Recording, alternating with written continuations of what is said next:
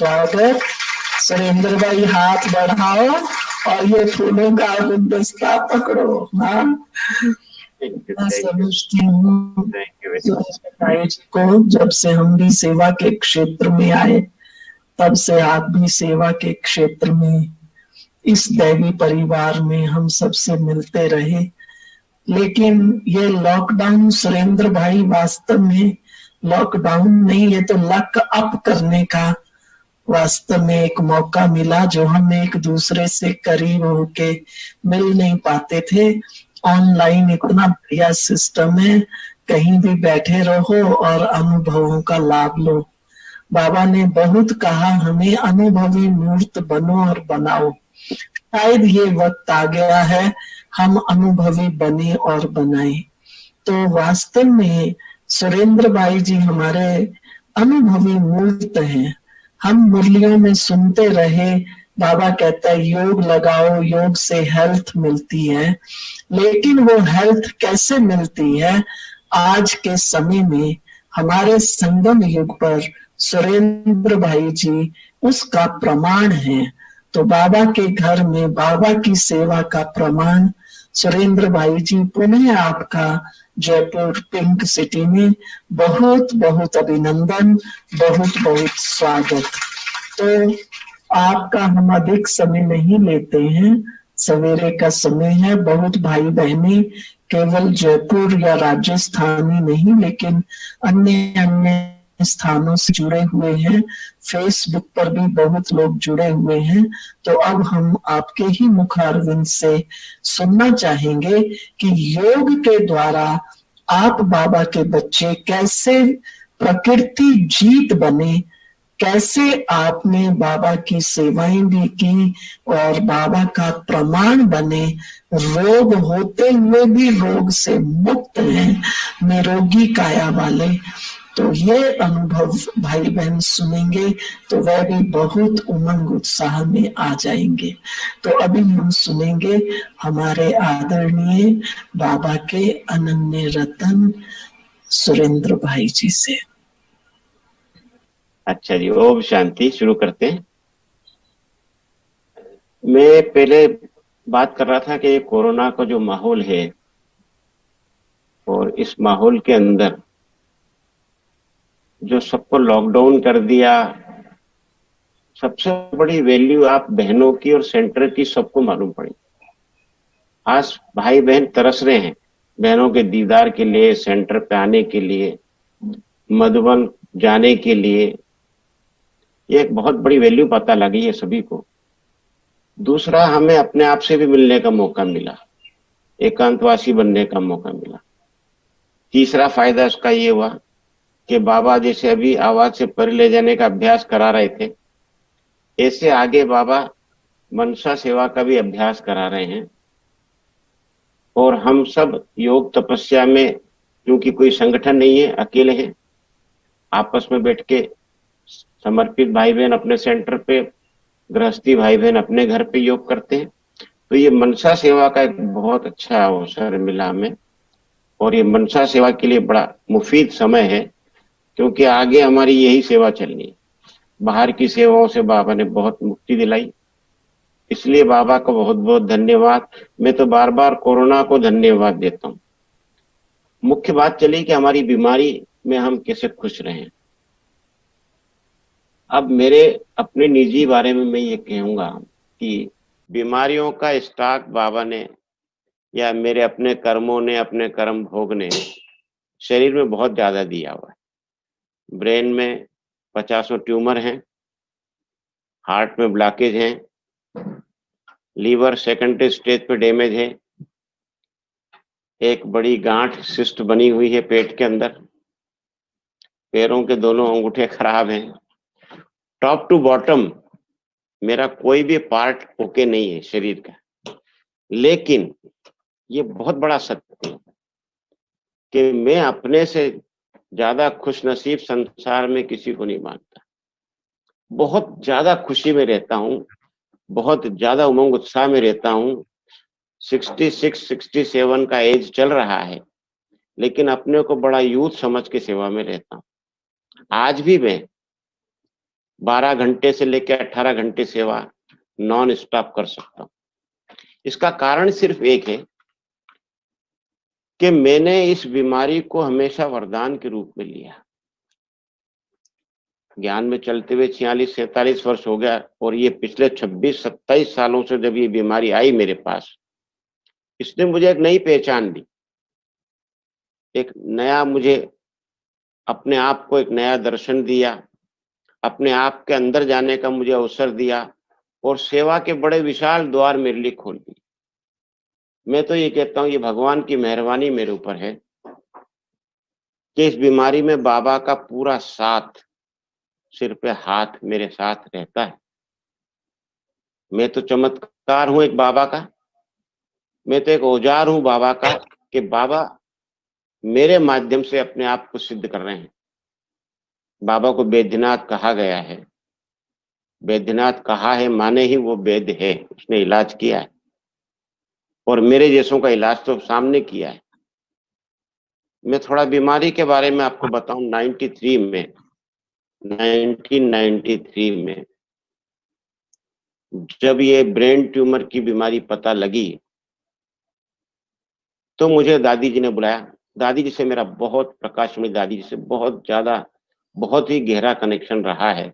उनकी छत्र छाया में, उनके आशीर्वाद में मैं पला हूँ, बड़ा हूँ। मुझे उन्होंने अहमदाबाद भेजा, सारे चेकअप हुए, 5-6 डॉक्टरों की, doctor Sachin Shah, doctor Pankaj Shah, doctor PR Thakur, हमारे अपने डॉक्टर साहब अशोक मेहता जी भी वहां गए। और जब उन्होंने मेरा ब्रेन का रिपोर्ट देखा, उस समय मुझे मल्टी ट्यूमर डायग्नोसिस हुआ। 9 से अधिक ट्यूमर मेरे ब्रेन में पाए गए। डॉक्टरों ने मुझे शाह कैंसर हॉस्पिटल में एडमिट कर दिया, और मेरे ऊपर एक्सपेरिमेंट होने लगे। डे बाय डे मेरी हालत गिरती चली गई। एक एक अंग ने धीरे धीरे काम करना बंद कर दिया, आंखों ने जवाब देना शुरू कर दिया, मुंह से वाणी बहुत कम हो गई, गर्दन टेढ़ी होकर के कंधे से लग गई, लेफ्ट साइड पैरालिसिस होता चला गया, और शिथिलता अंगों में आती चली गई। लेकिन मेरे उमंग उत्साह में सतत वृद्धि होती चली। मेरे को समझ में नहीं आता था कि ये खुशी कहाँ से फूट के आती। हमारे साथ रहने वाली बहनें, हमारे साथ रहने वाले भाई जो यहाँ के मुझसे परिचित हैं, वो डॉक्टर भी आश्चर्य करते थे कि ये लड़का इतना खुश कैसे रह लेता है, इसको आंसू क्यों नहीं आता। मैं खुद भी सोचता था। मैं आज एक बात अच्छी बताता हूँ कि आनंद पिक्चर आप लोगों ने देखी होगी पुराने में, फिल्म में, उसमें कैंसर पेशेंट होता है राजेश खन्ना, और वो बड़ा खुश रहता है और खुशी बांटता है। जैसे आज बाबा ने मुरली में कहा हमें खुश रहना है, खुशी बांटना है। लेकिन वो अकेले में उदास हो जाता था, एकांत में उदास हो जाता था। मैं अपने आप से बात करता था, भी मैं अकेले में भी उदास क्यों नहीं होता। आखिर कैंसर है, मुझे डॉक्टर ने जवाब दे दिया है 93 मेरा लास्ट है, अब मुझे जाना है, बॉडी काम नहीं कर रही है। लेकिन नहीं, मैं तो जाने में भी खुश था और रहने में भी खुश था। जाने में इसलिए खुश था मैं कि अभी जाऊंगा वतन में, बाबा प्यार तो करेगा, बाबा मुझे भोग खिलाएगा, वैरायटी भोग खाने को मिलेंगे। 11-12 दिन बाबा के पास बैठूंगा, उसकी गोद का आनंद लूंगा। और जब लास्ट में अगर मान लो जाएंगे हम, होलसेल में जब जाएंगे, मच्छरों सदृश जब जाएंगे, पता नहीं मैं कोई 108 का दाना तो अपने को नहीं समझता हूँ, तो जरूर धर्मराजपुरी से पास होके निकलना पड़ेगा। तो उस समय तो बाबा का ये जो प्यार, वतन वाला प्यार, तो मेरे को नहीं मिल पाएगा। तो मैं तो उसमें भी खुश था। लेकिन बाबा ने मुझे, जब सब डॉक्टरों ने जवाब दे दिया, तो दादी ने कहा कि इनको अमेरिका ले जाओ। तो डॉक्टर अशोक मेहता साहब ने अमेरिका संपर्क किया, लेकिन वहां से भी होपलेस जवाब दिया कि केस ऑपरेबल नहीं है, इसका ऑपरेशन हो नहीं सकता, तो हमारे पास कोई इलाज है ही नहीं। तो मुझे दादी ने बुला लिया मधुबन कि आप मधुबन में रहो। मैंने भी मधुबन में, क्योंकि मैं नौकरी से भी सारा अपना समेट कर गया था, नौकरी से सारा पैसा निकाल करके, प्रोविडेंट फंड वसूल करके, और नौकरी से मैं लंबी छुट्टी लेके निकल गया था कि मुझे आना नहीं था वापस उस समय 93 में। तो मैंने सोचा कि वो कहते हैं ना कि भोग धन को या तो भोग से सफल करो या सेवा में और योग में सफल करो। मेरे मन में आया कि यदि मैं अपना धन मधुबन विशाल यज्ञ में, बाबा के यज्ञ में सफल कर दूं, तो ये अवश्य ये धन मुझे रोग से बचाएगा। मैं अपना सब कुछ जमा पूंजी लेकर के दादी के चरणों में रख दिया। दादी, मेरा मरने के बाद भोग ब्रह्मा भोजन करा देना। दादी कहती, नहीं सुरेंद्र, पैसों की तुम्हें भी बहुत जरूरत है वहां पे, अभी नहीं दो यज्ञ में। मैंने कहा, नहीं दादी, यही पैसा मुझे वापस लेके आएगा, ये सफल करो, आप स्वीकार करो, आप स्वीकार करेंगे इसी में मेरी भलाई है। दादी ने बड़े प्यार से उसको स्वीकार किया और अपनी गोद में सिर रख करके दादी ने, वो दृश्य मैं आज तक नहीं भूलता हूँ। दीदी, मैं आपको क्या बताऊं, इतना प्यार, वो ममतामयी माँ, एक मक्खी मेरे पे आई और दादी ने अपना आंचल की ऐसे हवा दे करके उस मक्खी को हटाया और सिर पे हाथ रखा दादी ने। और दादी के वो शब्द आज तक मेरे कानों में गूंजते हैं। दादी ने कहा, सुरेंद्र, तुझे निमित्त जाना है और आना है। देखिए, वो वरदान बन गया। मैं गया, महीना डेढ़ महीना दुनिया भर के मेरे पे एक्सपेरिमेंट करते रहे डॉक्टर लोग। एक एक्सपेरिमेंट में जरूर सुनाना चाहूंगा। जब उनको कुछ पकड़ में नहीं आ रहा था, तो उन्होंने मेरी स्पाइनल कार्ड में, रीढ़ की हड्डी में कहा कि आपकी रीढ़ की हड्डी में कुछ छेद करेंगे हम और उसका फ्लूइड निकाल के टेस्ट करेंगे कि कौन सी चीज आप पे मुफीद हो सकती है। अलग अलग दवाइयों के प्रयोग किए उन्होंने। मैंने कहा ठीक है, करिए। वो मुझे ऑपरेशन थिएटर में ले गए। मेरे को इतना गंभीरता नहीं पता थी कि वो विधि क्या होती है उसकी, वो छेद करने की क्या विधि होती है, लेकिन जब वहां गया तो मैंने देखा एक बच्चे को डॉक्टर स्पाइनल कार्ड में इंजेक्शन से छेद कर रहा था।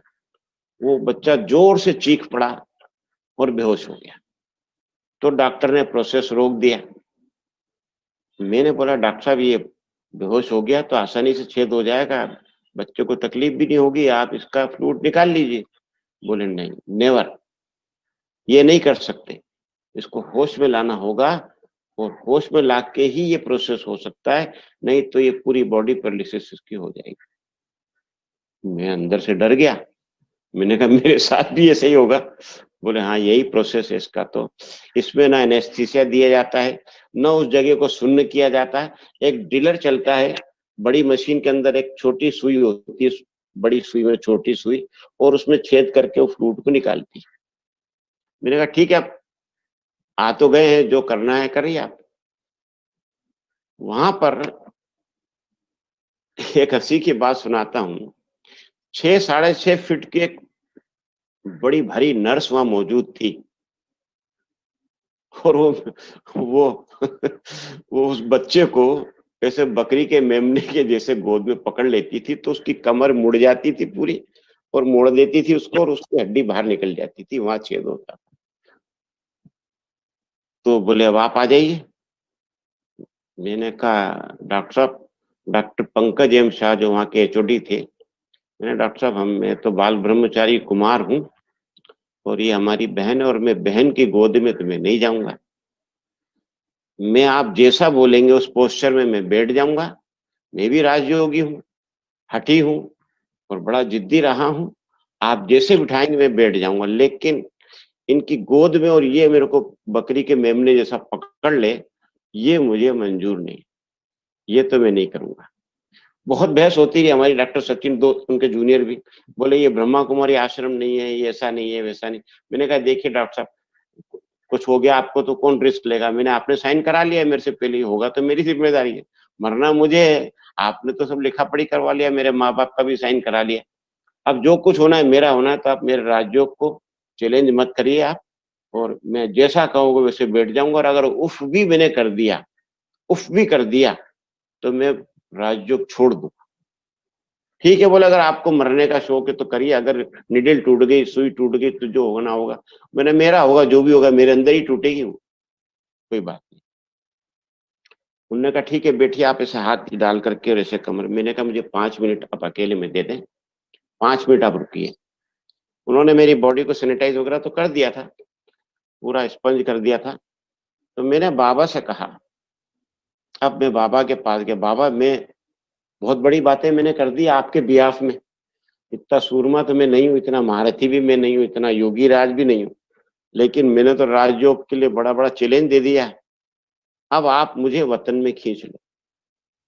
जैसे आपने, मुझे याद है, आप सबको भी याद होगा, दीदी ने, जब हमारी दीदी को ब्रेन ट्यूमर हुआ था और दीदी का ऑपरेशन हुआ था, जब डॉक्टर भगवती ने ऑपरेशन किया था, और दीदी को बाबा ने फुल टाइम वतन में रखा था उन दिनों, क्योंकि बाबा ने बताया था कि दीदी का एक बड़ा उलाहना था कि बाबा अंतिम समय में आपने मुझे अपने से दूर भेज दिया था 69 में, और दादी को रोक लिया था, तो दीदी का बड़ा उलाहना रहता था। तो वो उलाहना बाबा ने पूरा किया। फुल टाइम बाबा उनको अपने पास खिलाता था, वतन में घुमाता था, और ऑपरेशन के दौरान भी, उस टोटल दौरान दीदी बाबा के पास रही, और बाबा ने दीदी को कोई भी अनुभूति नहीं होने दी, ऑपरेशन की, सर्जरी का कोई पीड़ा दीदी ने नहीं भोगी। मैंने बाबा से कहा, प्लीज बाबा, आप मुझे भी आज दीदी के समान अपने ऊपर खींच लो, क्योंकि अगर राजयोग मुझे तो छोड़ना नहीं है, मैं तो जीते जी आपका हूँ, मरने के बाद भी आप ही के पास आना है, मेरे को ये राजयोग सिद्ध करना है आज। आप मानेंगे दीदी, मेरे को केवल 1 मिनट बाद में इतना अशरीरी हो गया और मैं उस पोज में बैठ गया। और डॉक्टर ने कहा, हाँ अभी ब्रह्मा कुमार, वो मुझे ब्रह्मा कुमार के पुकारते थे, हाँ अभी ब्रह्म कुमार शुरू करें क्या? मैंने कहा, हाँ डॉक्टर साहब शुरू करिए। उन्होंने शुरू कर, एक छेद किया मेरी कमर में, नो फ्लूट, ड्राई, सेकंड, थर्ड, फोर्थ, 4 छेद मुझे कर दिया, मैं हिला भी नहीं। तो वो डॉक्टर पंकज शाह बोले, अरे भाई तुम ठीक है कि नहीं, कुछ हो तो नहीं गया? मैंने कहा, आई एम क्वाइट ओके, बिल्कुल ठीक ठाक बैठा हूं मैं, आपको कुछ हुआ नहीं? मैंने कुछ नहीं हुआ। बोले, यार 4 छेद हो गया, अभी तो मुश्किल हो गया है मामला, अभी नहीं हो रहा है, आपको मैं कल एक और सर्जन को लाऊंगा, डॉक्टर PR ठाकुर साहब हैं, उनको हम बुलाएंगे और कल वापस से आप ये प्रोसेस कल करेंगे। मैंने कहा, नहीं डॉक्टर साहब, आपको ही करना है, आपने 4 छेद तो कर दिया, आप 40 छेद कर दीजिए, मुझे कोई दिक्कत नहीं आज, लेकिन आज ही आपको करना होगा, कल मैं ये प्रोसेस नहीं करवाऊंगा, साफ मना कर दिया। तो मैंने कहा, डॉक्टर साहब एक बात आप मेरी मानेंगे? Doctor Sachin and doctor Pankaj Shah, M Shah. बोले, ठीक है, आप बोलिए क्या कहना चाहते हैं, क्योंकि प्रभावित तो हो गए कि 4 छेद में ये बच्चा हिला नहीं है।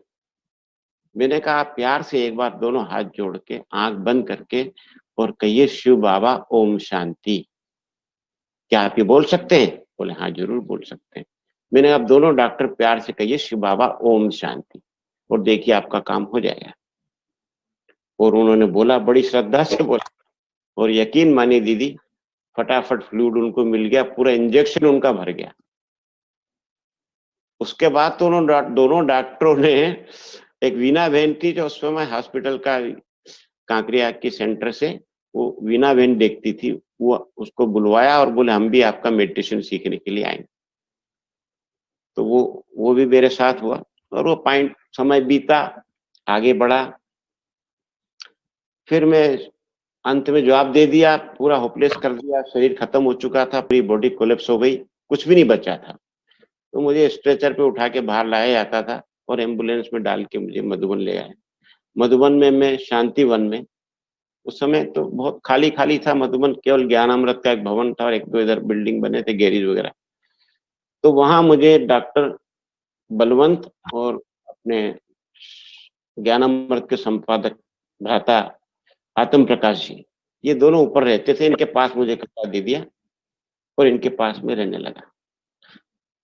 भ्राता जगदीश जी को जब पता लगा, जगदीश जी हसीजा साहब से मेरा बड़ा घनिष्ठ संपर्क रहा है, क्योंकि मैंने उनके साथ प्यूरिटी में भी सेवाएं दी है। मैं प्यूरिटी का सबसे पहले अखबार का मॉडल सन 80 में मैं ही बना के ले गया था, इंदौर जोन से ओम प्रकाश जी के सहयोग से। तो दादी ने मुझे प्यूरिटी के लिए चयन किया था, फिर काढ़ने अकाढ़ने में नहीं जा पाया, तो जगदीश जी आते थे मेरे पास और 1-1.5 घंटा हमेशा मुझे देते थे, सप्ताह में 3 दिन आते थे, और मुझे उन्होंने योग सिखाया, फिजियोलॉजी समझाई, चूंकि मैं बायोलॉजी का स्टूडेंट था, साइंस ग्रेजुएट था, तो मैंने उस योग को सीखा, कैसे ब्रेन को इमर्ज करके बाबा की लाइट, वैद्यनाथ का प्रकाश अपने मस्तक पर डालना है, वो सिखाते थे। और मैं उसके प्रयोग 2:30 बजे उठ के करने लगा। डॉक्टर बलवंत राय ने भी मुझे कुछ कुछ मेडिसिन देना शुरू किया, अलग अलग मेरे पे ऑब्जर्वेशन करते थे, पूरा 24 घंटे मेरे पे निगरानी रखते थे। मुझे करवट कैसे सो रहा हूँ, कैसे पलटता हूँ, कैसे टांग रहती है, मेरा हाथ किधर रहता है, मैं कैसे सोता हूँ, कितनी देर एक एक बार में नींद आती है, फिर कब टूटती है, ये पूरा निगरानी कर करके वो दवाइयों के एक्सपेरिमेंट पे करते थे। उसका भी कुछ कुछ लाभ मुझे होने लगा। पहला लाभ ये हुआ कि मेरी गर्दन थोड़ी थोड़ी हिलने लगी। अब 1 फरवरी 94, बहुत महत्वपूर्ण दिन है मेरे जीवन का। 1 फरवरी 94, लगभग 26 साढ़े 26 साल पहले अव्यक्त बाप दादा की पधरामनी थी ओम शांति भवन में, और नीचे से सब भाई बहन बस भर के ऊपर जाते थे बाबा से मिलन मनाने। मुझे भी ले जाया गया। बाबा ने मुरली चलाई, मुझे एक कोने में सोफे पे बिठा दिया जाता था, 2 आदमी पकड़ के मुझे ले जाते थे और वापस पकड़ के लाते थे, बस में बिठाते थे। सविता दीदी भी साथ में थी, 1-2 दीदियां, सुनीता बहन भी साथ में थी, अजमेर में जो है। 2-3 भाई भी साथ में रहते थे मेरे। तो वो सब मुझे कोने में बिठा दिया करते थे। मुरली पूरी हुई, बाबा की वाणी चली, कुछ मुलाकातें बाबा ने की, मैं सब दृश्य देख रहा था। लगभग रात्रि को 10 बज गया, तब माइक हटा के दादी ने बाबा से कुछ बातें की 5-7 मिनट तक। मुझे नहीं पता क्या बात हो रही। थोड़ी देर में माइक दादी ने लिया और कहा, सुरेंद्र को स्टेज पे लेके आओ। मैं कोने में बैठा हुआ था। तब मुझे याद है कि अभी शशिकांत भाई और एक तुलसी भाई पहले वीडियो चलाता था, आजकल दूसरे डिपार्टमेंट में है, ये लोग मुझे पकड़ के स्टेज पे ले गए। आप उस दृश्य को देखिएगा। जैसे ही मुझे स्टेज पे ले जाया गया, मैं थोड़ा सा हक्का बक्का भी था कि अचानक मुझे ऐसे बुलाया गया, और आगे टीचर्स बहनें बैठती, बड़ी मुश्किल से टीचर्स बहनों में गैप बना के मुझे ऊपर चढ़ाया गया। जैसे तैसे मैं गया, और जैसे ही बाबा से मेरी दृष्टि मिली, मुझे वो खड़ा करके गए थे, और दृष्टि मिलते ही इतना प्रकाश, एक फ्लड, लाइट का एक फ्लड मेरे पे अचानक, बाबा की लाइट दोनों आंखों से, जैसे कोई रेडिएशन, कोई फ्लड मेरे पर आया प्रकाश का, और मैं अचेत होके नीचे गिर गया। मैं गिर गया नीचे, संभाल नहीं पाया उसको। वो मुझे जिंदगी में पहला साक्षात्कार कहो या साक्षात कहो, भगवान की लीला, वो क्या कर रहा है। मुझे कभी भी जीवन में कोई साक्षात्कार नहीं हुआ। उसके बाद जब मैं नीचे बैठ सा गया टेढ़ा होकर के, तो मेरे को ये सीन दिखा कि मैं जैसे माँ के पेट के अंदर बेबी होता है, भ्रूण जो होता है, टेढ़ा भ्रूण होता है, वो मैं बन गया हूं, और उसमें मैं प्रवेश कर गया हूं। ये मेरे को दिखा। इतनी देर में दादी जी ने आवाज दी, सुरेंद्र। वो वाणी इतनी मीठी थी दादी की, सुरेंद्र उठो सुरेंद्र। और मेरे मस्तक पे उन्होंने एक फूल घुमाया। सविता दीदी ने मुझे बताया कि बाबा ने उनको एक फूल दिया, पीले रंग का गुलाब। वो दादी ने कहा, सुरेंद्र उठो, उठो सुरेंद्र, बाबा आपको बुला रहे हैं। और मैं एकदम भौचक्का हो गया। कह रहे दादी सामने, बाप दादा सामने, में तो सब कुछ भूल गया, कितना डिसरिगार्ड कर दिया मैंने बाबा का। और मैं एकदम भौचक्का होकर खड़ा हो गया, जबकि मैं खड़ा नहीं हो सकता। देखिए आश्चर्य, मिरेकल। मैं खड़ा हो गया, और पूरा हाल में जोर जोर से तालियां बजने लगी। मुझे समझ में नहीं आया ये क्या हुआ। मैं भौचक्का, ये क्या हुआ, चारों तरफ देखने लगा, तो मैं तो खुद ही खड़ा हो गया, गर्दन भी मेरी सीधी हो गई। उस दिन से डे बाय डे मैं रिकवर होता होता होता चला गया। अच्छी सी रिकवरी हुई, धीरे धीरे बॉडी मेरी नॉर्मल आ गई, और मैं सेवाएं करने लगा। और ये मेरा एक अलौकिक बर्थडे हो गया, 1 फरवरी 94। आप देखिए, उस 94 के बाद जो सेवाओं का विस्तार हुआ तेजी से। नीमच का एक छोटा सा केंद्र था, 2-3 कमरों का मकान था, आज नीमच के पास 11 सेवा केंद्र, 80 पाठशालाएं और हजारों भाई बहन जुड़े हुए हैं। वो सब भी इस क्लास का लाभ ले रहे होंगे। चमत्कार किया बाबा ने, सेवाओं का तेजी से विस्तार। क्लास, हर सेंटर पे बड़ी बड़ी क्लास, किसी भी सेंटर पे 100-150 से कम का क्लास है ही नहीं। अच्छा बड़ा बड़ा विशाल क्लास, सहयोगी, तन मन धन संपन्न, हर चीज बढ़ती चली गई और सेवा में हम व्यस्त होते चले गए। क्योंकि मेरे जीवन का, मैं वैसे शायर भी हूँ, कविताएं भी करता हूँ। मैंने एक अपना स्लोगन बना रखा है शुरू से कि मुझे जीने का कोई शौक नहीं, मुझे जीने का कोई शौक नहीं और मरने का कोई खौफ नहीं। जीने का कोई शौक नहीं, मैं इसी सिद्धांत पे अपने जीवन को आगे बढ़ाता हूँ। भय तो मैं बचपन से ही थोड़ा शैतानी तबीयत का आदमी भी रहा, जिद्दी भी रहा, हठी भी रहा, और अगर कोई चीज ठान ली तो वो कर गुजरना।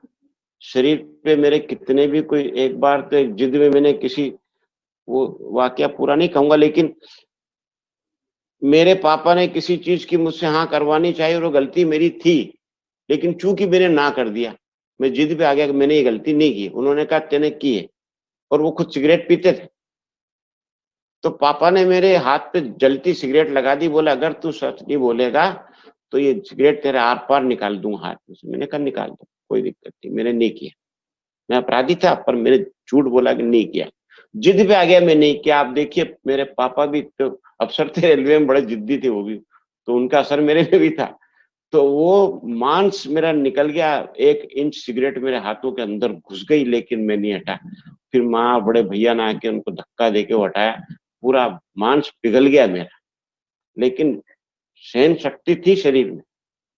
इमरजेंसी में मेरे साथ कुछ कांग्रेस के एमएलए ने गड़बड़ की थी, इमरजेंसी में भी तो मेरा झगड़ा हुआ था, तो उसको भी मैं हाथ उठा बैठा उसके ऊपर।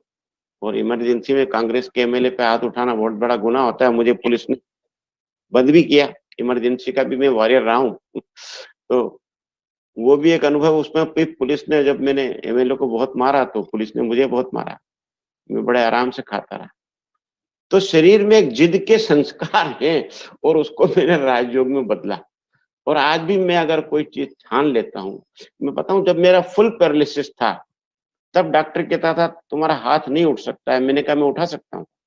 वो बोलता तुम्हारी टांग बिल्कुल नहीं हिल सकती। मैंने कहा मैं हिला सकता हूँ। कैसे हिलाओगे? मैंने कहा राजयोग से, जिद से। और जिद से मैं हाथ को 6-6, 8-8 इंच ऊपर उठा लेता था। उस जिद ने मुझे सहयोग दिया। और जब मैं ज्ञान में चला तो एक जैन परिवार से होने के नाते, बनिए का लड़का उस जमाने में डॉलर होता था, चाहे वो काना खोड़ा ही क्यों ना हो, लड़की को बहुत दहेज देना पड़ता था और बनिए के लड़के को बहुत दहेज मिलता था। तो घर में बड़ा विरोध था कि लड़का, ये ब्रह्मा कुमारियों ने हमारे लड़के को बिगाड़ दिया। मैं रेलवे में का कैप्टन भी, सुपरिटेंडेंट रेलवे में बड़ी पोस्ट पे रहा, मैं टेबल टेनिस का कैप्टन रहा हूँ।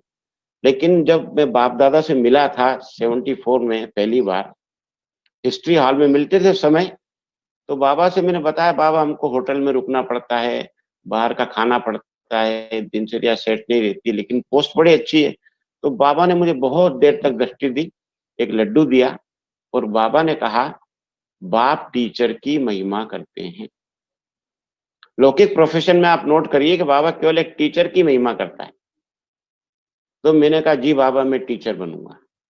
अब टीचर माने उस जमाने में नंबर 1 फॉर टीचर, 169,300 का बेसिक सैलरी, और मैं 2,500 से ऊपर बेसिक सैलरी का आदमी, 4,000 सैलरी वाला आदमी, जो 200 रुपए की नौकरी के लिए मैंने हाँ भरी। रात को 10:30 बजे से बाहर आया। गोलक भाई उस समय, अपने जो अकाउंट वाले हैं मधुबन वाले गोलक भाई, उस समय ये पोस्ट ऑफिस और लिटरेचर संभालते थे, और उनके पास लिफाफे, इनलैंड लेटर वगैरह, आपको तो याद होगा, वो देते थे। तो मैं उनके पास गया, मैंने भाई मुझे एक इन्वेलप दे दो, मेरे को रात को इस्तीफा देना है अभी। तो बोले यार 10:30 बजे कहाँ इस्तीफा देगा तू, अभी सो जा, सुबह देना।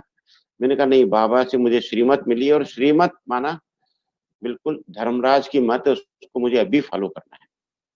तो बोले इन्वेलप नहीं, इनलैंड लेटर है। तो मैंने इनलैंड लेटर लिया और उस पर इस्तीफा लिखा, और भागते भागते पोस्ट ऑफिस गया, नक्की लेक के पास, वहां पोस्ट ऑफिस, और इसको पोस्ट करके आया। उस जमाने में कोई गाड़ी घोड़ा तो होता नहीं था, न कोई साधन होते थे, पैदल भाग के गया और वापस 11 बजे लौटा और बाबा के सामने बैठ गया। ये मेरा जिद थी बाबा से कि जब तक बाप दादा उपस्थित रहते थे मैं कमरे में जाके सोता नहीं था, क्योंकि बाप दादा उस समय 12 घंटा 14 घंटा कभी कभी सुबह 9 बजे तक भी बाप दादा बैठते थे, लेकिन मैं नींद के झुटके खाता रहता, वहां संदल के पास टिका ही रहता था, मैं रात भर टिका रहता। कई बार लच्छू बहन और मोहिनी बहन उस समय अटेंड करती थी बाबा को। मुन्नी बहन जी उस समय नहीं थे इतने हाईलाइट, लेकिन मोहिनी बहन जी थी, वो बाप दादा को केयर करती थी और लच्छू बहन भी करती थी। बोले जाके सोता क्यों नहीं, यहाँ बैठे बैठे झुटके खा रहा है बाबा के पास। मैंने कहा नहीं जाऊंगा, नहीं सोऊंगा। ऐसे रात भर बाबा के पास बैठता था, तो बड़ी ताकत मिलती थी बाबा से। खैर, तो वो मुझे सीन बीता, बाबा की ताकत मिली, मैं ठीक होता चला गया, सेवाएं खूब कर डाली। फिर क्या हुआ, फिर 2013 में, जिस जुलाई 2013, लगभग 7 साल पहले, 7.5 सवा 7 साल, फिर से मुझे जबरदस्त ब्रेन स्ट्रोक हुआ है, बहुत जबरदस्त। मेरे पास क्या है कि 24 घंटे मौत सिर पे बैठी है, ट्यूमर बढ़ते चले जा रहे हैं, कभी भी स्ट्रोक आते हैं और कभी भी शरीर छूटने की नौबत होती है। तो मैं उस गुलाब के फूल को, जो मेरे पास आज भी, वो मैं भी ला के दिखा नहीं पाया, देखो डायरी में पड़ा होगा, निकाल के दिखाओ।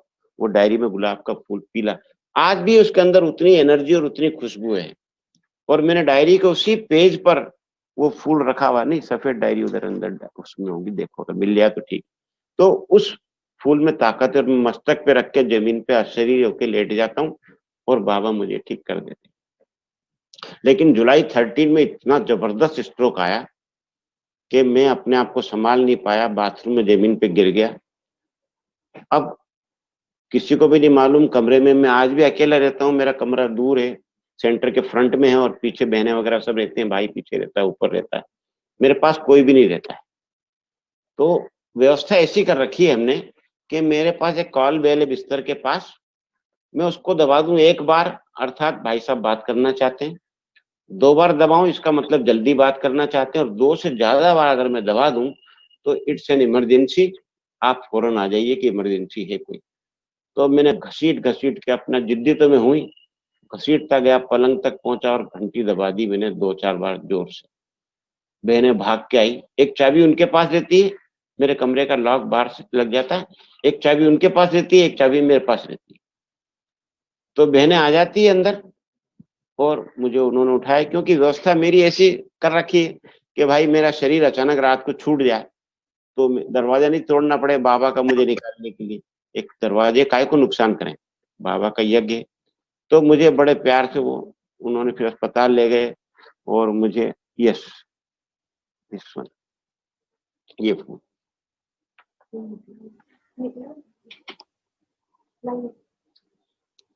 देखिए, ये दिख रहा है फूल, क्लोजअप कैसे दिखेगा, ये फूल है बाबा का, दिख रहा है। यस यस, दिखाई दे रहा है। ये आज भी मेरे पास मधुबन की ये डायरी है, इसी डायरी में रखा हुआ है, ये डायरी में ही रखा हुआ है और आज भी इसमें उतनी ऊर्जा है। तो वो जब स्ट्रोक आया तो मुझे यहाँ के डॉक्टर ने चेक किया, सीटी स्कैन निकाला, बोले बहुत सीवियर ये स्ट्रोक है और इनको अहमदाबाद अर्जेंट लेके जाओ, सामवेद हॉस्पिटल में एक 3D MRI होता है, वो MRI इनका निकालना पड़ेगा, तब इनकी रियलिटी पता लगेगी, यहाँ कहीं उदयपुर में और नीमच में ये नहीं हो सकता है। मुझे एम्बुलेंस में डाल करके ले जाया गया, सामवेद हॉस्पिटल में मेरा MRI निकाला, उसी रात को 2 बजे MRI हुआ और इतना खतरनाक स्ट्रोक आता है उस 3D में, इतना शोर होता है कि वो डॉक्टर बोलता है कि तुम सहन कर पाओगे, मैंने कहा मैं तो सब सहन कर लेता हूँ, आप कुछ भी करो। तो रात को जब उसने रिपोर्ट देखा, उस टेक्नीशियन ने, बोले इतना खतरनाक रिपोर्ट है आपका भी, आपको पता है आपके ब्रेन में कितना ट्यूमर है। मैंने कहा हाँ होगा, पता नहीं कितना। बोले अनकाउंटेबल ट्यूमर्स आर देयर, कैसे चल रहा है तुम ये। मैंने कहा चल रहा हूँ, जो कुछ चलाता कोई और है मुझे, मैं नहीं चल रहा हूँ। वो भी हंसने लगा। सुबह doctor Sudhir Shah, Sterling hospital के, आज भी वो एचओडी हैं वहाँ के न्यूरोलॉजी के, और आज भी स्टर्लिंग हॉस्पिटल में हैं वो। और उनसे मेरी एक दो मुलाकातें भी हुई है, और मेरे को वहाँ पे हंसाबेन ने मिला है। वो अपने यज्ञ के भी काफी कनेक्शन में है, अपने भाई बहन भी काफी जाते हैं। उन्होंने जब वो रिपोर्ट देखा, वो तो सरप्राइज कि ये आदमी जिंदा कैसे है, ये बोलता भी है, ये हंसता भी है, चलता भी है, ये क्या जादू है। उन्होंने बताया, आपको पता है आपके ब्रेन में कितना ट्यूमर है? पूरा ब्रेन ट्यूमर से ढक गया है।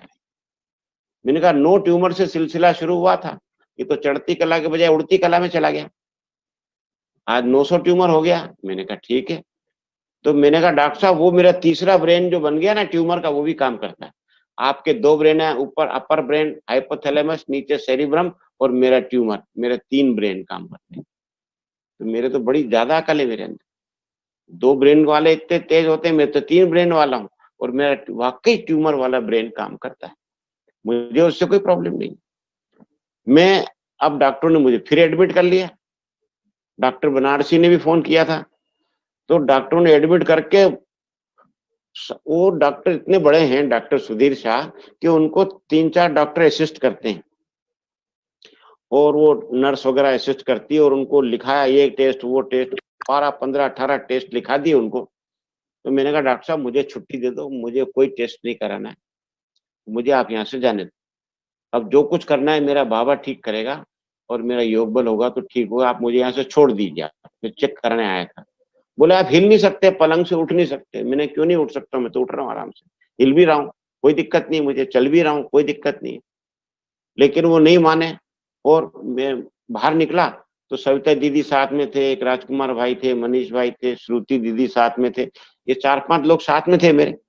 ये बोले नहीं डॉक्टर साहब जैसा कह रहे हैं वैसा करो। मैंने कहा नहीं, मेरे को एक गोली भी नहीं खाना, एक सुई भी नहीं लगवाना, मेरे को यहाँ से ले चल। वो नहीं माने, तो मैं खुद ही बाहर निकल गया। मैंने कहा आप लोग बैठो यहाँ और मैं जाता हूँ। मैं बाहर निकल गया, 3 मंजिल पे था मैं। जाके जब मेरे पास एक टैग, वीआईपी टैग पहना दिया था मुझे यहाँ पे, ताकि आपको, उसको टैग को देख के उन्होंने लिफ्ट बंद कर दिया। बोले लिफ्ट खराब हो गया, अभी नहीं जा सकते, आप जाइए वार्ड में वापस अपने रूम में जाइए। मैंने कहा नहीं जाऊंगा मैं रूम में, मेरे को नहीं कराना। और मैं 3 मंजिल पैदल नीचे उतर गया।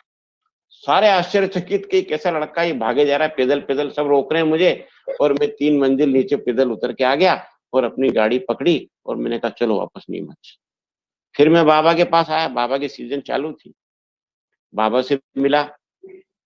उस समय मैंने वल्लभ भाई से, जो वहाँ यज्ञ का स्टेज वगैरह संभालते हैं डायमंड हॉल का, मैंने वल्लभ भाई साहब से कहा कि भाई मुझे जो बाबा के भोग की जो माला है ना, वो माला मुझे दे दो आप, मेरी उसमें बड़ी श्रद्धा है फूल की वजह से। उन्हें क्या करोगे, मैंने कहा आप तो मुझे दे दो। बाबा के बाद भोग लग के माला हटी, तो वो माला उन्होंने मेरे को दे दी। वो माला मैंने 3 दिन तक गले में पहनता रहा, और उसके फूल को मैं अपने पास रखता रहा, और उसका पानी में पीता रहा। और आप फिर देखेंगे मैं फिर ठीक हो गया, और फिर से ठीक होके चल रहा हूँ। ये मैं कोई स्थूल वो अंधविश्वास की बात नहीं कर रहा, लेकिन एक मेरी श्रद्धा कि बाबा ने जिस चीज को टच किया, बाबा जिसको टच करे, वो तो ऑल माइटी अथॉरिटी सुप्रीम। हम बाबा बाबा के हमारा तो उससे रिलेशन है, लेकिन दुनिया के आगे तो भगवान है, वो क्या नहीं कर सकता है, वो करता है। वो हम भी लायक बनेंगे तो जरूर करेगा वो। तो मैं इस आराम से बाबा के साथ चल रहा हूँ, और बाबा ने मुझे फिर से ठीक कर दिया, और फिर से मैं सेवा में लग गया। और 2013 के बाद और कई गुना सेवा में वृद्धि होती चली गई, और अच्छे से आगे चलता चला। आज देखिए मैं फिर से ठीक चल रहा हूँ, क्योंकि एक एक मैं आपको शेर सुनाता हूँ, बहुत अच्छा शेर है, आप भी कभी नोट करके याद करिएगा। कि मौत से क्यों इतनी दहशत, मौत से क्यों इतनी दहशत, जान क्यों इतनी अजीज, मौत आने के लिए है, जान जाने के लिए। ये एक यहाँ पे सीआरपीएफ का पासिंग आउट परेड में मैंने सुना था, और मैंने नोट कर लिया, और वो मेरे लिए एक आदर्श बन गया। आज भी मैं उसी को मानता हूँ। जो चीज हमारे वश में नहीं है जीना, जन्म कब कहाँ और मरना कब कहाँ, ये दोनों चीजें हमारे वश में नहीं है, then why should I worry. मेरी चिंता का विषय नहीं है। मेरे जो चीज वश में है वो आज है, मेरा आज मेरे हाथ में है, मेरा वर्तमान मेरे हाथ में है। आज मेरे पास ये टूटा फूटा लूला लंगड़ा जैसा भी शरीर है मेरे हाथ में है, इसको मुझे चलाना है और इससे मुझे काम में लेना है, और मैं उसको काम में ले रहा हूँ बराबर, उसको मैं चलाता हूँ, बड़े आराम से चलाता हूँ, डरता बिल्कुल नहीं, बिल्कुल। मैंने कहा ना, स्लोगन ही मेरा ये, जीने का कोई शौक नहीं और मरने का कोई खौफ नहीं। इसलिए मैं बड़े आराम से चलता हूँ। मैं कभी भी ये नहीं देखता कि कौन सी परेशानी कितनी बड़ी हो सकती है, क्योंकि उस परेशानी को मैं सोचता ही नहीं हूँ। मैं अपनी किसी बात से, अपने किसी चलन से, अपनी किसी कमजोरी से दूसरे को दुखी नहीं करता कभी। एक कहते हैं, वेदना नहीं प्रेरणा बनो। हम किसी की वेदना ना बने कि हमारी वजह सारे लोग डिस्टर्ब हो जाएं, पूरा सेंटर डिस्टर्ब हो जाए, मेरा परिवार डिस्टर्ब हो जाए, समाज डिस्टर्ब हो जाए। नहीं, वेदना नहीं, हमें प्रेरणा बनना है। मेरे को देख के उनकी वेदना दूर हो जाए। अभी कल परसों की बात है, जयपुर के हमारे एक भाई बैंक में है, जयपुर के अंदर ही रहते हैं। उनका फोन आया, वो बीके नहीं है, उन्होंने फोन किया कि आपका मैंने व्हाट्सएप पे और वो ऑनलाइन उन्होंने कुछ देखा होगा मेरा ब्रेन ट्यूमर के बारे में, तो उन्होंने मुझे फोन किया कि भाई मैं बहुत हेवी डिप्रेशन में हूँ, बहुत परेशान हूँ, बहुत दुखी हूँ और पूरा परिवार मेरा डिस्टर्ब हो रहा है। मैंने, भाई आपको क्या हुआ?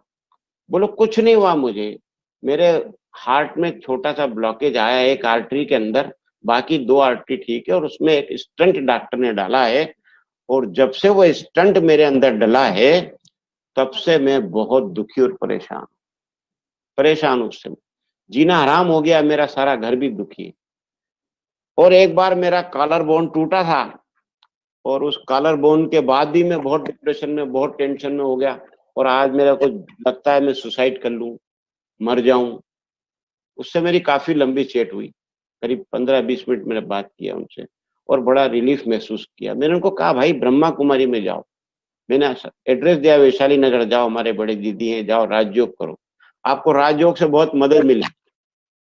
समझोगे मैं राजयोग से ही चल रहा हूँ। मैंने कहा, तुम्हारे को तो एक मच्छर ने काटा और तुम इतना डिस्टर्ब हो गया, अगर मेरे जैसी 1-2 बीमारी तुमको लग जाए तो तुम तो फट जाएगा, बिल्कुल मर जाएगा बिल्कुल। उसको थोड़ा बोला मैं, उसको रियलाइज हुआ, उसने महसूस किया कि हाँ वाकई मेरे को कुछ भी नहीं है, और मैंने वो स्टंट तो स्टंटबाजी है, तुम जाके राजयोग करो, तुम्हारा ब्लॉकेज भी खुल जाएगा, स्टंट भी निकल जाएगा, सब ठीक हो जाएगा, नो प्रॉब्लम, भगवान से जुड़ो। वो तो कैसे हम छोटी छोटी बातों को अपने सिर पे इतना ओढ़ लेते हैं, इतना घबरा जाते हैं, हाय मरा हाय मरा। ये हाय हाय कर करके हम अपने जीवन को नर्क बना देते हैं, और अपने को ही नहीं, पूरे सेंटर को, अपने घर को, अपने परिवार को, अपने संग, अपने बीवी बच्चों को, साथियों को, सबको उस जहन्नम में धकेल देते हैं। मरना मरना है। जो कहते हैं ना कि एक प्रसिद्ध शेर है, सबने सुना होगा कि जिंदगी जिंदा दिली का नाम है, और मुर्दा दिल क्या खाक जिया करते हैं। अरे जीना है तो खुल के जियो, मरना तो जिस दिन होगा उस दिन है ही सही। वो तय है, तारीख तय है, ड्रामा में निश्चित है, जिस दिन मरना उसके पहले कोई मुझे मार नहीं सकता, और मेरे को कोई लाख ऑक्सीजन पे बिठा दे, वेंटिलेटर बिठा दे, मुझे कोई जिला नहीं सकता। इसलिए हमेशा निश्चिंत होकर जीवन जीना, जिस दिन जाना है उसी दिन जाना, रोज क्यों जाए। इसी ढंग से मैं चलता हूँ। एक सेइंग है बड़ा अच्छा, मैंने कल परसों, हम बोर्ड लिखते हैं उस पर, आपने पढ़ा होगा, हम भेजते हैं उसके ऊपर, कि पहले तो उड़ो, अभी तो हमारा उड़ती कला का युग है, पहले तो उड़ो, उड़ नहीं सकते हो तो दौड़ो, दौड़ नहीं सकते हो तो चलो, और चल भी नहीं सकते हो तो रेंगो, लेकिन आगे बढ़ो। आगे बढ़ते रहो, चलते रहो, रुकना नहीं है, रुकना तेरी मौत है। रुकना नहीं है, चलना है, बढ़ना है, लड़ना है, भिड़ना है, लेकिन टूटना नहीं है, डरना नहीं है। यही हमारा ज्ञान है। आज बाबा, हमें तो लोग तो हाय मरा हाय मरा हाय मरा करते। अरे बाबा ने तो हमको मरजीवा बनाया, मर के जिला दिया नया है, और लोग जीते जी मर रहे हैं, जीवा मर हो रहे हैं। अरे अच्छे वाले जी रहे हैं फिर भी मर रहे हैं, और हमें तो भगवान ने मरना सिखाया, सबसे पहले मरना सिखाया। इस ज्ञान की विशेषता ये है कि सबसे पहले देह सहित, देह के सारे संबंधों से, सर्व धर्माणी परित्यज्यम मामेकम शरणम ब्रज, तब जाके नष्टो मोहा बना वो अर्जुन। हम ही तो अर्जुन है। तो वो जो बाबा ने मरजीवा बनाया, तो जब मर गए तो इस मुर्दा शरीर से इतनी प्रीत काहे के लिए। मैंने तो हाथ पे कई कट लगा करके उंगली, अब जाने क्या क्या एक्सपेरिमेंट में शरीर पे करता हूँ। कभी कभी बहुत सुई चुबाता हूँ, कभी कुछ करता हूँ, कभी कुछ करता हूँ। कभी कभी तो मैंने बचपन में पहले कहता था मारो मेरे को, जितना मार सकते हो मारो। कोई मेरे को लकड़ी से मारता, कोई मेरे को घूंसे से मारता। अपने शरीर को ऐसा जिद्दी बना लिया कि मार खाते रहो और मुस्कुराते रहो। देखिए, ये हमारे को अपने आप को तैयार करना पड़ेगा, क्योंकि बाबा ने तो हमें बता रखा है कि आने वाली वो परिस्थिति है कि जब एक सोने का थाली देंगे तो एक थाली भोजन नसीब नहीं होगा, एक सोने का गिलास देंगे लेकिन एक गिलास पानी मिलने वाला नहीं। वो हालतें आने वाली है। तो उस समय हम क्या करेंगे? हाय हाय करते मरेंगे। कहाँ बाबा याद रहने वाला है, कहाँ अशरीरी अवस्था बनने वाली है। और यही से नंबर हो जाएंगे, उस लास्ट के पेपर में सारे नंबर बढ़ जाएंगे अलग अलग, 1 से लेकर के 9 लाख, 9 लाख से लेकर 33 करोड़। हमें क्या करना होगा? ठीक है, हम बाबा नंबर 1 है, मम्मा नंबर 1 है, महारथी दादी हमारी नंबर 1 है। अरे लेकिन हम नंबर 2 तो आ ही सकते हैं। 8 108 नहीं, 16,000 भी कोई कम माला है क्या? रजवाड़ों की माला है, वो भी कोई कम नहीं है। उसमें भी आना बड़ा पुरुषार्थ है। आज तक बाबा ने हमें बराबर उमंग उत्साह दिलाया, बच्चे विजय माला का दाना बनो, वैजयंती माला का दाना बनो। और हम अगर रोते रहे क्या करूं बाबा, मेरे से तो होता ही नहीं है, ऐसा ही नहीं। वो एक कहावत है गावड़े में, कहते हैं रो तो जाएगा तब मरिया की खबर लाएगा। किसी को कोई काम के लिए भेजो कि जा भाई ये काम करके आ जा, या उसको जरा ये खबर दे दे, बुला ला उसको जरा। अरे भाई साहब वो तो सुनता ही नहीं है, वो तो आता ही नहीं है, मानेगा ही नहीं, मैं कोई फायदा नहीं, आप कह रहे हो तो भले ही मैं चला जाता हूँ, देख लेना वो मानेगा ही नहीं, वो लौटा देगा मेरे को। और हुआ भी वही, गया और उसको लौटा दिया। क्यों? कि रोता गया और मरे की खबर लेके आया। तो जब हम रोते रोते ही काम शुरू करेंगे, एक सेइंग इंग्लिश का, well begin is half done. हम वर्स्ट बिगिन करेंगे तो फुल डन कहां से होगा? वो जब वर्स्ट बिगिन करेंगे तो वर्स्ट एंड होगा। सारा काम हम उठेंगे, पहले तो अमृत वेले बड़े योगी बन के उठने की कोशिश तो करते हैं, अलार्म तो लगाते हैं, उस घड़ी को भड़क देते हैं, उसका कभी कभी तो अलार्म का स्विच ही तोड़ डालते हैं कि काम मीठी मीठी नींद को डिस्टर्ब कर रहा है। उठते ही बाबा से गुड मॉर्निंग। और गुड मॉर्निंग करने के लिए मैं आपको एक बहुत प्रैक्टिकल बात बताता हूं कि एटलीस्ट रात को 15 से 20 मिनट बैठ के बाबा से गुड नाइट करना चाहिए। डेली बाबा से गुड नाइट करके आपको 21 बार अपने सम्मान को दोहराना है। उस दिन स्लोगन को दोहरा दो, वरदान को दोहरा दो, मीठे बच्चे की लाइन दोहरा दो। जैसे आज बाबा ने कहा खुश रहना है, खुशी बांटना है। आपको खुशी, एक लाइन ले ली मुरली में से, उसको एक्सपेरिमेंट करते रहो। और बाबा के, मैं तो क्या करता हूँ वतन में, रोज बाबा के पास, ब्रह्मा बाबा मेरे पास वतन में विराजमान है और विशाल गोद है बाबा की, मैं उसमें जाके बाबा का कुर्ता ओढ़ के सो जाता हूँ। बड़े मजे से बाबा की गोद में सोता हूँ और बाबा का कुर्ता ओढ़ के सोता हूँ, उसके अंदर ही घुस के सोता हूँ। और जब उठता हूँ तो कुर्ता हटाता हूँ और सामने बाबा दिखता है मुस्कुराता, तो मीठे बच्चे गुड मॉर्निंग, मैं भी कहता हूँ बाबा गुड मॉर्निंग, बड़े प्यार से नींद खुलती है। और अमृत वेले, कभी कभी मैं आपको एक बड़ी कड़वी सच्चाई बताना चाहता हूँ कि उठते तो हैं, नियम प्रमाण उठते हैं, दिखाने के लिए उठते हैं। हमारे भी ब्राह्मणों में भी संगठन में है तो चूंकि अमृत वेले जाना है तो दिखाने के लिए जाते हैं। अकेले में कमरे में होंगे, कोई नहीं होगा तो निश्चित सो जाएंगे। अब उठे भी और जाके मुंह लटका के बैठ गए और वहां पे नींद के झुटके खा रहे हैं बैठे बैठे। अगर आप योग करना चाहेंगे तभी योग लगेगा। योग की पहली कंडीशन है कि आप संकल्प लेके जाएं कि मुझे आज ये अनुभूति करनी है, मुझे बाबा से ये चीज लेनी है। और उस जिद से आप बैठेंगे, उस अवस्था से आप बैठेंगे, रात्रि को प्रोग्राम दे के आप बैठेंगे, तो आप देखेंगे अमृत वेले बाबा की जो भाषणा, जो आपको योग लगता है ना, वो ही आपको सारी आधार है, आपके पूरे दिन भर का आधार है, बल्कि आपके जीवन का आधार है। बाबा अमृत वेला क्यों? एक भगवान अमृत वेले को इतना महत्व दे रहा है और हम अमृत वेले को सजा के रूप में काटते हैं। कल उलटते रहेंगे, गर्दन झुकती रहेगी, लुढ़कते रहेंगे, फिर भी बैठे रहेंगे और पीछे वाले का बुद्धि योग भी खराब करेंगे। इसलिए जिद से बैठो। बाबा तो कहता है सुई लेके बैठो, चुबाओ, जब से अपने को नींद आए तो फौरन सुई चुबा दो। आंखों में सरसों का तेल की एक बूंद डाल के बैठो, अपने आप आंख से आंसू बहेगा तो लोग खुश भी हो जाएंगे, देखो प्रेम का आंसू बह रहा है इसका, कितना अच्छा योग लग रहा है इसका। तो जिद तो होना चाहिए ना, हमें करना है तो करना है। अब जब बैठे भी हैं, उठे भी हैं, लेकिन उठने के पहले क्या करेंगे, न तो मुंह धोएंगे ढंग से, न आंखें ढंग से धोएंगे, आलस को ओढ़ करके जाएंगे और थोड़ी वो शाल वाल ठंड में भी आने वाली है, खूब लपेट लेंगे, सिर के यहाँ तक लपेट लेंगे। वो ठंड की वजह से नहीं लपेट रहे, ताकि किसको दिखे नहीं कि मेरी आंखें कहाँ हैं, यहाँ तक शाल ले लेंगे। ये कोई पोस्चर नहीं है, योगी का पोस्चर नहीं है ये। योगी माना बिल्कुल आजाद पंछी, कम से कम अर्ध पद्मासन लगा के बैठो। और हमारा बाबा, अरे कमाल का बाबा, हमारा बाप, हमारा लौकिक बाप, अंत समय तक 93 की एज तक बाबा ने कभी टेका नहीं लिया। कभी किसी पोस्टर में बाबा को टेका लेके कोई गद्दी बैठा हुआ दिखा है क्या आपने? कोई फोटो देखा है ही नहीं बाबा का, एक भी पोज ही नहीं है उस टाइप का।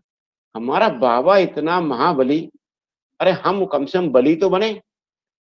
इसके लिए जिद चाहिए, जिद, कठोरता, और अपने आप को सिद्ध करने का तरीका कि मैं कोई कमजोर नहीं हूं, मैं तो मैं ही हूं, हम किसी से कम नहीं। जब तक ये समान ओढ़ के हम नहीं काम करेंगे ना, जीने का, ब्राह्मण जीवन का मजा तो आपको नहीं आने वाला। ये बात सत्य।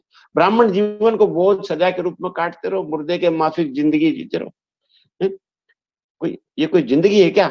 बाबा ने हम सबको जीते जी मरना सिखाया, लेकिन हम जीते जी मरते क्या? मौत का दूसरा नाम क्या है? मैं बताता हूं, भय। भय मौत का दूसरा नाम है। कभी भी जो आदमी भय से जीता है ना, वो जी नहीं पाता। भय तो मौत है हमारे लिए।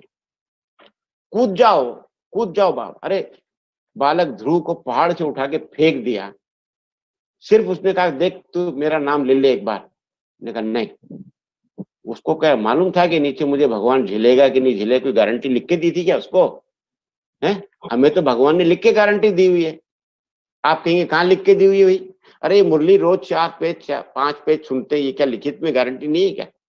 सारी गारंटी भगवान ने लिखित में हमारी ली हुई है, टोटल गारंटी ली हुई है कि बच्चे आप मेरी मत पे चलो, आपका जिम्मेदार मैं हूं, सारे बोझ मुझे दे दो, आपका जिम्मेदार मैं हूं, आपका पालनहार मैं हूं, आपका रक्षक मैं हूं, आपके पीछे मैं हूं, आपकी छत्र छाया मैं हूं। लेकिन उस पर भरोसा नहीं, उस पर भरोसा नहीं है कि भगवान लिखित में हमें रोज कह रहा है, वो भरोसा नहीं है। लेकिन न उस पर भरोसा है, ना अपने आप पे भरोसा है, तो फिर भैया ये तो कोई मतलब नहीं है जीवन से। देखो आगे में क्या कहूं, वो समझ जाएंगे। लेकिन मरना है तो मर के जियो यार, बुलंदी से। जिंदगी बुलंदी का नाम है। खुद ही को कर बुलंद इतना कि हर तकदीर से पहले खुदा बंदे से ये पूछे बता तेरी रजा। मुझे बाबा ने पूछा, मैं बताऊं आपको, मेरे साथ चलो, ये तो पेपर शरीर का है, एक पेपर हम, मैं बहुत छोटी एज में, 20 साल की एज में आ गया बाबा के यज्ञ में और ज्ञान में चल निकला और टीचर भी बन गया। मेरे पिताजी ने मेरी पिटाई भी लगाई, मारा, डंडे से मारा, बोले कितना पागल आदमी, ब्रह्मा कुमारी में जाके अफसर से और ये फटीचर बन गया जाकर के। तो मारा भी, मैंने कहा मारो तुम, तो मेरे को तो जो करना है भगवान ने जो बताया वही करना है। मैं तो पहले भी शैतान था, घर में भी शैतान बदनाम था, तो शैतानी ने मुझे बहुत मदद करी। मैं जब ज्ञान में आया तो मेरे शैतानी संस्कारों ने मुझे, सेंटर के बहुत सारे विघ्न थे, समाज का नाम लेना उचित नहीं होगा अभी, एक समाज जो हमारी बहुत विरोध करता, कट्टर विरोध करता है, किताबें छाट के, पर्चे छाप छाप के बांटता है। यहाँ भी हमारी प्रदर्शनी में आग लगा दी, सेंटर पे धुआं करा दिया, जला के कपड़ा फेंक गए, और बहुत शैतान थे। एक तांत्रिक था, बहुत तंग करता था बहनों को। जब मैं नया नया ज्ञान में आया तो मैं तो पहले ही बहुत बड़ा डॉन था, मेरे पास तो गैंग हुआ करती थी, लोग मेरे से चमकते थे। तो मैंने वो तो सब छोड़ दिया बाबा का बनने के बाद। बाबा का बनने की एक बहुत अच्छी बात सुनाता हूँ, थोड़ा टाइम 2-4 मिनट ज्यादा होगा, चलने दो, रोकूं? 5 मिनट और लेता हूँ बस, ओनली 5 मिनट, ओके, 5 मिनट। मैं जब ज्ञान में आया बहन जी, तो क्या हुआ कि मैं बहुत शैतान आदमी था और बड़ा उल्टा सीधा दादा टाइप आदमी था, और मतलब कोई लौकिक ढंग से ठीक ठाक नहीं था, बस ये बात। अब मैं अचानक ज्ञान में आया, लाल लाइट से खिंच के आया, लाल लाइट जलती थी, मैं वहां से गुजरता था, मैंने कहा लाल लाइट बड़ी पावरफुल है, मैं वहां जाऊंगा। मैं चला गया, और किरण दीदी जो महू वाली, जिन्होंने अभी शरीर छोड़ा इस साल, उन्होंने मुझे कोर्स कराया, और इतनी मिठास से बोली वो कि मीठे भैया बाबा आपके लिए आया है। मैंने कहा मेरे लिए आया? मैं तो डम्बरी शैतान हूँ, मेरे लिए बाबा है? बोले हाँ। और आत्मा का पाठ और शिव बाबा का पाठ अगले दिन पढ़ाया, बस मैं तो मर गया। शिव बाबा को पहचान लिया, मैं तो भगत था शिव का, शिवलिंग का तो भक्त, किलेश्वर महादेव का कट्टर पुजारी था। जैसे ही पहचाना मैंने कहा बस दीदी मुझे भगवान मिल गया, और मैं रोने लगा, आंख में आंसू भर के मैंने किरण दीदी को कहा, दीदी मैं तो ऐसा आदमी हूँ, ऐसा आदमी हूँ, मेरे पास बैठने की भी हिम्मत चाहिए, हमसे नजर मिलाने की भी हिम्मत चाहिए। आप तो हमसे बड़े आराम से बात करते हैं, डरते भी नहीं आप हमसे। तो उन्होंने कहा भाई भगवान आया ही आप सबके लिए, हमारे लिए। बस वहां से मैंने चेंज किया। शाम को क्लास थी, मुरली की क्लास में मैं पीछे पीछे बैठा हुआ था। बड़ी सभा थी, 150 लोग बैठे हुए थे, और मेरा बहुत लाइफ स्टाइल बेकार, हिप्पी कट, बड़े बड़े बाल, दाढ़ी हैं, और वो एलिफेंटा पुराने जमाने में चलता था, एलिफेंटा, इतना ऊंचा ऊंचा जूता और बेल्ट फेल्ट सब उल्टा सीधा काम। और मैं बैठा आराम से। इतने में दीदी ने कहा देखो कल गुरुवार है, कल अमृत वेले 3:30 बजे उठना है, मेरे को नहीं, इंडिविजुअल पर्टिकुलर इन जनरल, और सफेद कपड़े पहन के आना, बाबा को भोग लगेगा, रात को 9 बज रहा है। और मैंने कहा 9 बजे कहाँ से सफेद कपड़ा लाऊं, और कहाँ मेरा दाढ़ी, मुंह से भूत सरीका मेरा चेहरा, और कहाँ से मैं क्या करूं। तो मैंने मन ही मन में बाबा से कहा बाबा आज आखिरी बार दादागिरी करूंगा, आज के बाद कल सुबह भोग में आपके पास आके बैठूंगा और सब छोड़ दूंगा, बस आज आज मुझे अनुमति दे दो, आज आखिरी दादागिरी होगी, तब तो मेरा कपड़ा सिलेगा, सफेद कुर्ता पजामा, तब तो नई दुकान खोलेगा, कटिंग बनाएगा, दाढ़ी बनाएगा, नहीं तो कैसे काम करेगा। रात को दुकानें बंद हो गया। मैं नाई के पास गया, मैंने कहा दुकान खोल के रख, मैं आता हूँ। अरे भैया खाना खाने जाना है। मैंने कहा देख अगर दुकान बंद हो गई तो हमेशा के लिए बंद हो जाएगी। कपड़ा लेके आया सफेद, टेलर को बोला अभी सी कर दे। रात को 12:30 बजे तक बेचारा टेलर ने कपड़ा सिया, सफेद कुर्ता पजामा सिया, कटिंग का बनाया नाई ने। मैंने ब्रह्मा बाबा जैसी मूछ रखी थी ऐसी, अभी तो काट दी, सफेद हो गई तो हटा दी अभी। तो वो मूछ बाबा जैसी मैंने रखी, बस फोटो ले गया, मैंने कहा ऐसा मूछ रख दे और बाकी सब काट दे। तो वैसा मैं बन गया, और बढ़िया चकाचक सफेद कपड़ा सिल गया मेरा। रात को 1 बजे घर पहुंचा, माँ डर गई, बोली इसको क्या हुआ, ये गंजा हो गया, इसका बाल कहाँ गया, इसका कैसे क्या झगड़ा हुआ, तेरे क्या। मेरे कुछ नहीं, तू सो जा चुपचाप, तेरी समझ में नहीं आएगा अभी। क्योंकि सब विरोधी थे वो लोग, तो बहुत उल्टा सीधा बोलते थे। तो सो गए। मैं रात को बेचैन 3-3:30 बजे उठ गया और योग चल दिया सेंटर। अब बाहर बैठा, सेंटर अब खुले, अब खुले, अब खुले।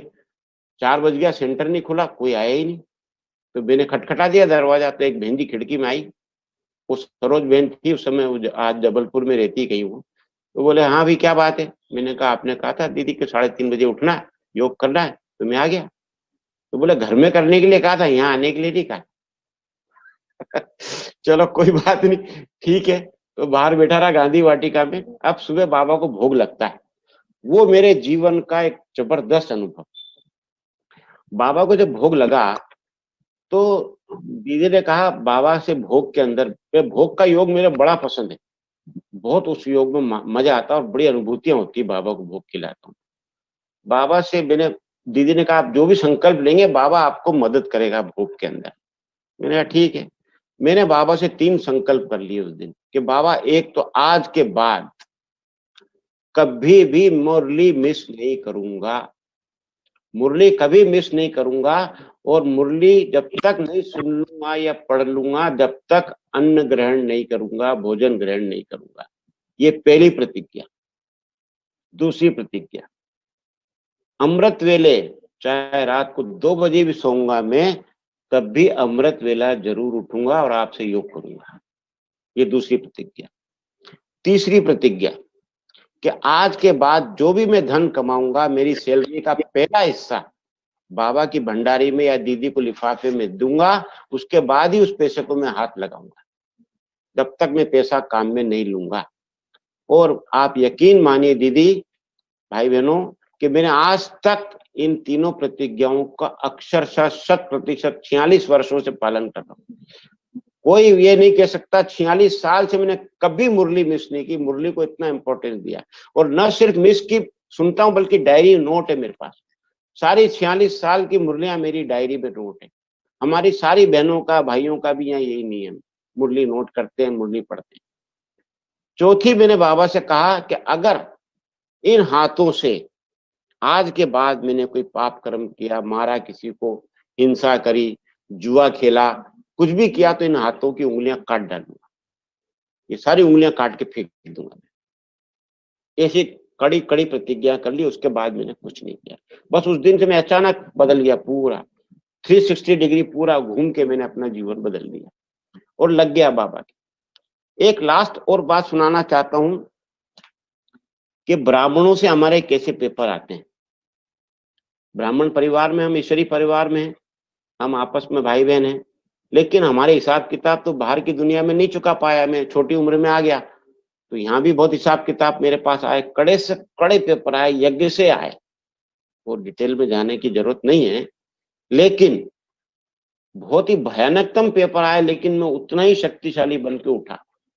अकेला रह गया, कोई साथ नहीं, लेकिन चलता रहा। दादी मेरे को प्यार करती थी, दादी मुझे मुरली भेजती थी अलग से घर पे, एड्रेस से, बाई हैंड मुरली मेरे पास लिखी आती थी, एड्रेस। उस समय इतना वो नहीं होता था, मुरली आती थी। और एक बार मैं बाबा के पास गया, मैंने कहा बाबा ये सब क्या हो रहा है मेरे साथ, सबने मुझे ऐसा कर दिया। तो बाबा ने सुना मेरी बात, दादी ने सुनी मेरी बात, और फिर बाबा, आपको याद होगा एक मुरली चली है कि 18 अक्षौणी सेना एक तरफ और मेरा एक सच्चा बच्चा एक तरफ, बोलो जीत किसकी होगी। और उस समय मैं सामने खड़ा, मैंने कहा मेरी होगी जीत। हुई भी और होती भी। हमें और व्यर्थ बातों में नहीं जाना, लेकिन यदि हम निश्चय बुद्धि हैं तो निश्चय बुद्धि का अगला कदम विजयंती है, निश्चय बुद्धि का अगला रिजल्ट विजयंती है, और संशय बुद्धि का अगला रिजल्ट विनश्यंती है। हमें भगवान मिल गया, भगवान की मुरली मिल गई, वो हमसे बात करता है। अब मिलन मनाया ही है सबने, बाबा से दादियों से मिलन मना ही रहे हैं, तो फिर उसके बाद भी हम ring ring ring ring ring ring करते रहे, इसने वो कर दिया, इसने ये कर दिया, उसने ऐसा कर दिया, और भगवान का हाथ सबसे पहले छोड़ते हैं, मुरली छोड़ते हैं। चलिए, बातें तो बहुत लंबी, फिर कभी हम आपसे अगली क्लास करेंगे, अगली बात बटेंगे। अभी तो बहुत बहुत धन्यवाद। ओम शांति, ओम शांति। Thank you. वाह सुरेंद्र भाई, वाह। पहले सुरेंद्र भाई या पहले वाह बाबा वाह। आपने आपका बड़प्पन है दीदी। देखो, आपने शायद 2 साल पहले मधुबन मीटिंग के समय अपना सेलिब्रेशन किया था ना, 25 साल। तो मैंने तब आपका अनुभव सुना था, तो वो मेरे अंदर छपा हुआ था। अभी 2-4 दिन पहले भी बाबा ने कहा योग से रोग मिटते हैं, तो मैंने भाई बहनों को सुनाया। तो मैंने कहा चलो सुरेंद्र भाई का एक दिन क्लास रखेंगे, और आपने स्वीकार भी कर लिया जैसे ही मैंने फोन किया। आप आज अपॉर्चुनिटी, सचमुच आज ब्राह्मण जीवन में उमंग उत्साह की आवश्यकता है। नहीं तो ये जो समय महापरिवर्तन का, मैं तो पहले दिन से, जब से लॉकडाउन शुरू हुआ 22 मार्च से, मैंने उसी समय सबको कहा कि भाई अब महापरिवर्तन का समय शुरू हो गया है, अब सब चीजें बदल जाएंगी। आप देखो सब कुछ बदल गया हमारे देखते देखते। और बाबा के एक एक महावाक्य, हर सेकंड, तो सेकंड भी बहुत बड़ा है, हर उस फ्रिक्शन ऑफ सेकंड में हमें महसूस हो रहा है कि बच्चे क्या क्या होगा, सब कुछ हो रहा है। लेकिन निश्चय बुद्धि वाली बात ही सबसे बड़ी है। तूफान तो सब तरफ से आते हैं, दुनिया से आते हैं, परिवारों से आते हैं, यज्ञ में आते हैं, ऐसा नहीं है नहीं आते हैं, लेकिन बाबा के विजयी बच्चे हमेशा आगे निकलते गए। और बाबा इतना साथ और इतना इनाम देता है, उसको हम इमेजिन नहीं कर सकते हैं। तो आपका ये उमंग भरा, उत्साह भरा, प्रेरणा स्रोत आपका अनुभव अनेक आत्माओं को आज प्रेरणा देगा। आपका बहुत बहुत बहुत तहे दिल से बहुत बहुत बहुत धन्यवाद। सबके लिए एक बाबा के घर का सैंपल, एक जीता जागता उदाहरण, आप सबके लिए बहुत बड़ा शक्ति का स्रोत हैं।